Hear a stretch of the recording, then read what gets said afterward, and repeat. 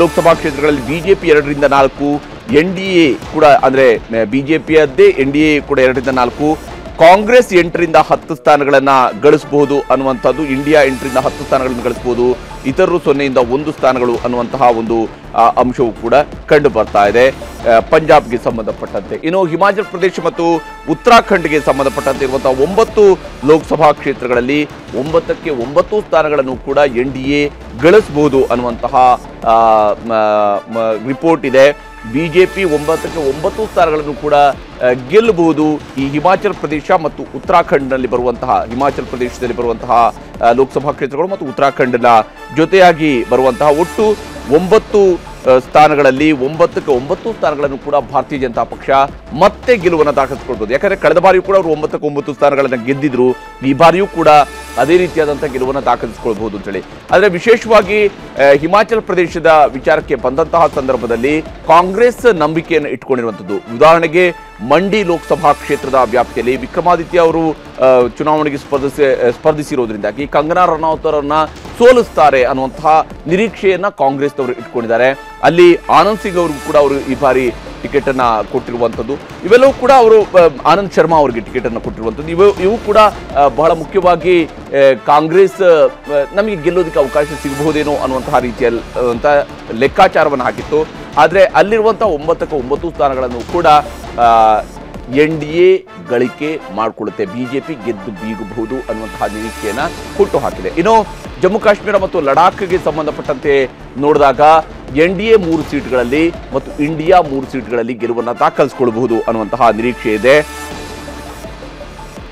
ಜಮ್ಮು ಕಾಶ್ಮೀರ ಮತ್ತು ಲಡಾಖ್ಗೆ ಸಂಬಂಧಪಟ್ಟಂತೆ ಬಿಜೆಪಿ ತಾನು ಸ್ಪರ್ಧಿಸಿರುವಂತಹ ಕ್ಷೇತ್ರಗಳಲ್ಲಿ ಬಿಜೆಪಿಯು ಕೂಡ ಗೆಲುವನ್ನು ದಾಖಲಿಸಿಕೊಳ್ಳುತ್ತೆ ಅನ್ನುವಂಥದ್ದು. ಹಾಗೆಯೇ ಇಂಡಿಯಾ ಕೂಟವು ಕೂಡ 3 ಸ್ಥಾನಗಳಲ್ಲಿ ಗೆಲುವನ್ನು ದಾಖಲಿಸಿಕೊಳ್ಳಬಹುದು ಅನ್ನುವಂತಹ ನಿರೀಕ್ಷೆ ಇರುವಂಥದ್ದು. ಇದು ಜಮ್ಮು ಕಾಶ್ಮೀರ ಮತ್ತು ಲಡಾಖ್ಗೆ ಸಂಬಂಧಪಟ್ಟಂತೆ ಬರುವಂತಹ ಕ್ಷೇತ್ರಗಳಿಗೆ. ಅಲ್ಲಿರುವಂತಹ ಒಟ್ಟು 6 ಕ್ಷೇತ್ರಗಳಲ್ಲಿ 3 ಬಿಜೆಪಿಯ ಪಾಲಾಗಬಹುದು ಹಾಗೂ ಇತರೆ 3 ಕ್ಷೇತ್ರಗಳು ಇಂಡಿಯಾ ಮೈತ್ರಿಕೂಟದ ಪಾಲಾಗಬಹುದು ಅನ್ನುವಂತಹ ನಿರೀಕ್ಷೆ ಇದೆ.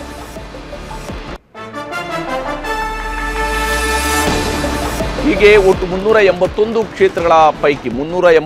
ಕ್ಷೇತ್ರಗಳ ಪೈಕಿ ಇಂಡಿಯಾಗೆ ಸಿಗಬಹುದಾಗಿರುವಂತಹ ಸ್ಥಾನಗಳು 108ರಿಂದ 118 ಸ್ಥಾನಗಳು ಈ ಬಾರಿ ಗಳಿಕೆ ಮಾಡಿಕೊಳ್ಬಹುದು. 381 ಪೈಕಿ NDA ಈ ಬಾರಿ ಸುಮಾರು 238ರಿಂದ 248 ಸ್ಥಾನಗಳನ್ನು ಗಳಿಸಬಹುದು. ಅಂದರೆ ಬಹುತೇಕ ಈ 381 ಲೋಕಸಭಾ ಕ್ಷೇತ್ರಗಳ ವ್ಯಾಪ್ತಿಗೆ ಬಂದಂತಹ ಸಂದರ್ಭದಲ್ಲಿನೇ NDA ಬಹುತೇಕ ಬಹುಮತದ 10ಕ್ಕೆ ತಲುಪ್ತಾ ಇದೆ ಅನ್ನುವಂಥನ್ನ ಎಕ್ಸಿಟ್ ಪೋಲ್ ಸರ್ವೆ ಕೂಡ ಹೇಳ್ತಾ ಇರೋದು. ಎಕ್ಸಿಟ್ ಪೋಲ್ನ ಪ್ರಕಾರವಾಗಿ 238ರಿಂದ 248 ಸ್ಥಾನಗಳನ್ನು ಈ 381 ಲೋಕಸಭಾ ಕ್ಷೇತ್ರಗಳ ವ್ಯಾಪ್ತಿಯಲ್ಲಿನೇ ಗಳಿಕೆ ಮಾಡ್ಕೊಳ್ತಾರೆ. ಇನ್ನು ಉಳಿದಂತೆಯೇ ಉತ್ತರ ಪ್ರದೇಶದಲ್ಲಿ ನಾವು ಆಗ್ಲೇ 1ರಿಂದ 3ನೇ ಹಂತದವರೆಗಿನ ರಿಸಲ್ಟ್ ಅನ್ನು ತೋರಿಸಿದ್ವಿ. ಬಿಹಾರದಲ್ಲೂ ಆಗಿದೆ ಮತ್ತು ಪಶ್ಚಿಮ ಬಂಗಾಳದಲ್ಲೂ ಕೂಡ ಹಾಗೆ. ಅಲ್ಲಿ ಉಳಿದಿರುವಂತಹ 4 ಪೀಸ್ನಲ್ಲಿ ಎಷ್ಟೆಷ್ಟು ಸ್ಥಾನಗಳನ್ನು ಗಳಿಸಿದ್ದಾರೆ ಅನ್ನೋದನ್ನು ನೋಡಿದಾಗ ಒಟ್ಟು 543ರಲ್ಲಿ ಯಾರು ಎಷ್ಟು ಸ್ಥಾನಗಳನ್ನು ಗಳಿಸೋದಕ್ಕೆ ಸಾಧ್ಯ ಆಗಬಹುದು, ಏನು ನಿರೀಕ್ಷೆ ಇದೆ ಅನ್ನುವಂತಹ ರಿಸಲ್ಟ್ ಅನ್ನು ಕೂಡ ನಿಮಗೆ ವಿವರವಾಗಿ ತೋರಿಸೋದಕ್ಕೆ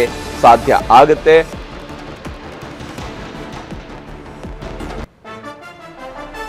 ಇದರ ಬಗ್ಗೆ ಚರ್ಚೆ ನಾನು ಮುಂದುವರಿಸ್ತೀನಿ. ಹಾಗೆಯೇ ಉಳಿದ ಲೋಕಸಭಾ ಕ್ಷೇತ್ರಗಳಿಗೆ ಸಂಬಂಧಪಟ್ಟಂತಹ ಉಳಿದ ರಾಜ್ಯಗಳಲ್ಲಿರುವಂತಹ ಸಮೀಕ್ಷೆಯ ವರದಿ ಏನು ಹೇಳ್ತಾ ಇದೆ ಅನ್ನೋದನ್ನು ನಿಮಗೆ ತೋರಿಸ್ತೀನಿ. ಚಿಕ್ಕ ಬ್ರೇಕ್ ಅಂತ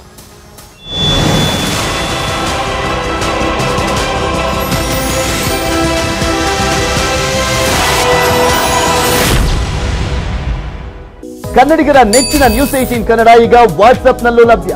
ಕರ್ನಾಟಕ ದೇಶ ವಿದೇಶಗಳ 360 ಡಿಗ್ರಿ ಸುದ್ದಿಯ ವಿವರಗಳನ್ನ ನಿಮ್ಮ ಕೈ ಬೆರಳುಗಳಲ್ಲೇ ಪಡಿಲಿಕ್ಕೆ ಈ QR ಕೋಡ್ ಅನ್ನ ಸ್ಕ್ಯಾನ್ ಮಾಡಿ, ನಮ್ಮ ಚಾನಲ್ ಫಾಲೋ ಮಾಡಿ, ನೋಟಿಫಿಕೇಶನ್ ಆನ್ ಮಾಡಿ.